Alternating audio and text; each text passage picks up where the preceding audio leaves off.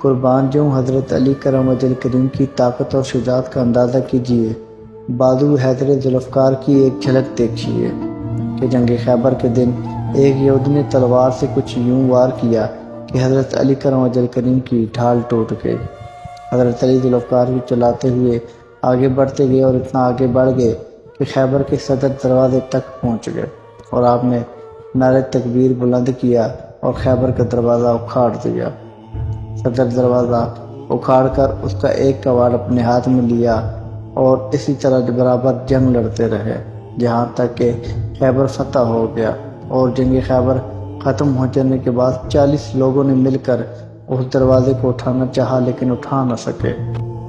اور ایک جنگ کے موقع پر حضور صلی اللہ علیہ وآلہ وسلم اپنے خیمے میں تشریف فرما ہیں، صحابہ کی مجلس جاری ہے، مشاورتی اجلاس جاری ہے کہ حضور کے خیمے پر ایک تیر آ کر لگا۔ اب حضور کے خیمے کی خبر کفار کو ہونا ایک بہت بڑا المیہ تھا اور ایک نقصان کا پیش ہونا ثابت ہو سکتا تھا۔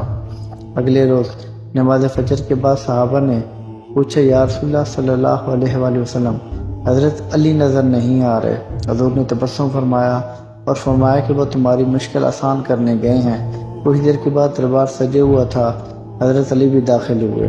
حضرت علی کے ہاتھ میں ایک لائن کا سر تھا، لا کے حضور کے قدموں میں پیش کر دیا اور فرمایا کہ حضور میرے ماں باپ آپ کے قربان، حضور یہ وہ لائن تھا جس نے آپ کے خیمے پر تیر مارا تھا۔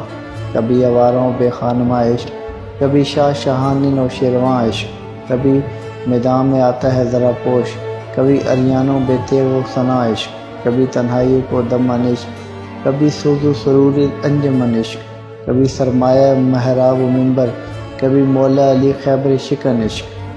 پیر نصیر الدین شاہ صاحب نے قلم اٹھائی، منظر فضا دہر میں سارا علی کا ہے، جس سمت دیکھتا ہوں نظارہ علی کا ہے، اور ان کا جمال جذب کے چہرے سے آیا، گھوڑے پہ ہیں حسین نظارہ علی کا ہے۔